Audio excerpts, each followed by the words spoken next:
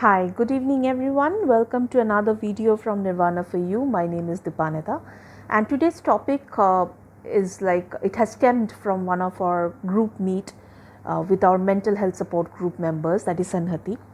And I'm sure that even you might have thought at certain point of your time that why am I behaving like this, or why am I angry, or why certain things affects me in a certain way. So is that somewhere connected to my past? And the answer is yes, it is. So whatever present situation or the kind of behavior that we kind of the way we behave in present situation, that is somewhere connected to our past events, and how it is connected, how it is formed, and why we behave in a certain way, that is exactly what I am going to cover in today's topic. So according to the one of the models of psychology, this is called an ABC model, but we are not going to go into the technicalities because that's not going to help you. What I would like you to understand is how one event in the past or certain events in the past slowly and steadily affects your mind in a certain way, and that can affect your present even till now. It can be an event, when I say past, it can be an event in the long past or it can be recent past as well, it doesn't matter, but the cycle more or less remains the same. So the first point in the cycle is the event. So something happens in your life. For example, uh, you went to share something in your with your friends. Okay, so that is an event.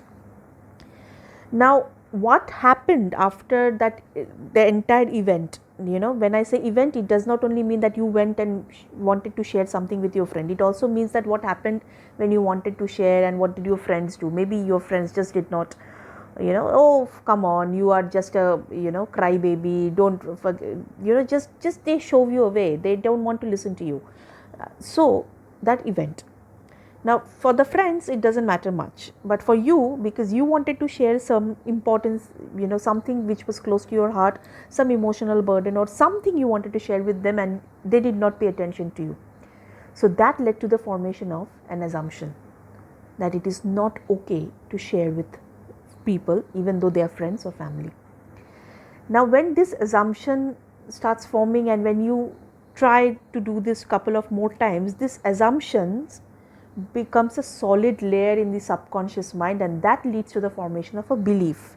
So it was previously assumption, so you assume that your friends were not interested or friends do not listen to you, but now after a couple of more incidents, if some things like that happen, leads to the formation of belief system. Now what happens when a belief is formed? It is no longer an assumption, you strongly believe in that. So that belief affects and leads to certain kind of a self-talk, that you keep on talking to yourself. Everybody talks to themselves. So it can be aloud, like me talking loudly when nobody is there at home, or it can be an internal monologue that keeps on going, an internal dialogue that is always happening. So that self-talk is very powerful, and I truly believe that more than what other people tells you how it affects you, more than that, it is far more important than what you whisper to yourself. So now if you keep on whispering to yourself, whatever happens, I'm not going to share it with anybody, because the belief system is already formed that your friends or your family are not going to listen to you. So that self talk affects your emotions. I am alone, I have no one to share to. And you can either become a very introvert, you can become depressed, you might sulk, alone, a lot of things can happen. So it affects your current emotions, something which might have happened 10 years back, that is still affecting your emotions now. And what happens after that? That affects your behavior or action. So you might just retort, you might, when those friends comes, you might, no, I don't want to talk to you, or you might just be, leave me alone, I'm okay, I'm okay, everything is fine, but your behavior and actions are going against your the kind of uh, emotions you're going through. So do you see that there are 6-step process which is affecting your present scenario? It starts with an event in the past which leads to the formation of assumption. The assumption leads to the formation of belief. The belief affects your self-talk. The self-talk affects your emotions. The emotion affects your behavior and action. Now, it can be both positive or negative. It could have been a positive event as well. So something happened in the past which was great. So let's say you got a very good result and you were rewarded by your parents. So the assumption is, if I get good result, my parents will behave nicely. And if it happens 2 or 3 times, it forms a belief system. And that belief system lets your self-talk, I have to do good to be in the good books of my parents. And that affects your emotions. And that emotion can be, it can force you to, strive to be good, or it can sometimes exhaust you. And that affects your behavior and action. So that is how the past keeps on affecting our present or even our future events. So the question is, if this is ABC model, so now just a little bit of technicality. A means the activating event, the actual event. B is behavior and C is consequences. What is the current consequence of that? So if this is the model how the past affects our future, our present, what do we do about it?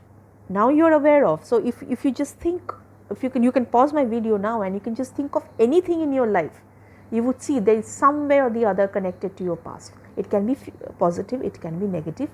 Mostly the issues that causes problem, that causes or that troubles us currently, they are all negative events in the past. So having said that, how do we break this ABC model? Simple, bringing in a DEF model. That is, the model with which we break ABC is called ABCDEF model. That is, ABC remains the first part. The DEF is, now you have to dispute. The D stands for dispute. You have to identify what were the perception that led to the formation of certain assumption. Maybe the group of friends whom you chose to share your event or incidents or share your emotions, they were not the right participant. But that doesn't mean that all the 5 fingers of the hand are similar. So that's a distortion. You have to distort those thoughts, because when you distort those thoughts, then only your assumption will be broken. Now you really need to understand one thing.